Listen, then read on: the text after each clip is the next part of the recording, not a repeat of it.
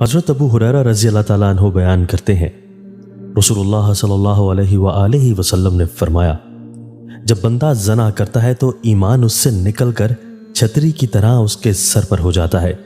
جب وہ اس عمل سے رجوع کر لیتا ہے تو ایمان بھی اس کی طرف پلٹ آتا ہے۔ حضرت ابو موسیٰ رضی اللہ تعالیٰ عنہ نے فرمایا، رسول اللہ صلی اللہ علیہ وآلہ وسلم نے کھڑے ہو کر ہمیں 5 چیزوں کے متعلق خبر دیتے ہوئے فرمایا، بے شک اللہ سوتا ہے، نہ یہ اس کی شان کے لائق ہے کہ وہ سو جائے، وہ میزان کو اوپر نیچے کرتا رہتا ہے، رات کا عمل دن کے عمل سے پہلے اور دن کا عمل رات کے عمل سے پہلے اس کی طرف پہنچا دیا جاتا ہے، اس کا حجاب نور ہے، اگر وہ اس حجاب کو اٹھا دے تو اس کے چہرے کے انوار وہاں تک اس مخلوق کو جلا دیں جہاں تک اس کی نگاہ پہنچتی ہے۔ حضرت عائشہ رضی اللہ تعالیٰ عنہا بیان کرتی ہیں، رسول اللہ صلی اللہ علیہ وآلہ وسلم نے فرمایا،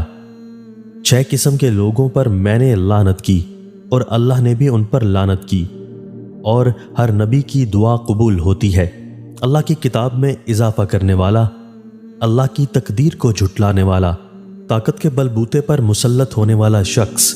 تاکہ وہ کسی ایسے شخص کو معزز بنائے جسے اللہ نے ذلیل بنایا ہو، اور کسی ایسے شخص کو ذلیل بنا دے جسے اللہ نے معزز بنایا ہو،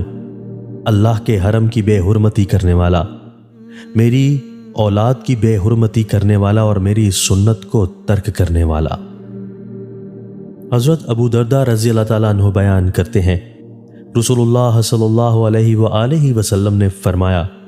بے شک اللہ عز و جل ہر بندے کی تخلیق سے متعلق اس کی 5 چیزوں، اس کی عمر، اس کے عمل، اس کے مرنے اور دفن ہونے کی جگہ، اس کے نقوش اور اس کے رزق سے فارغ ہو چکا۔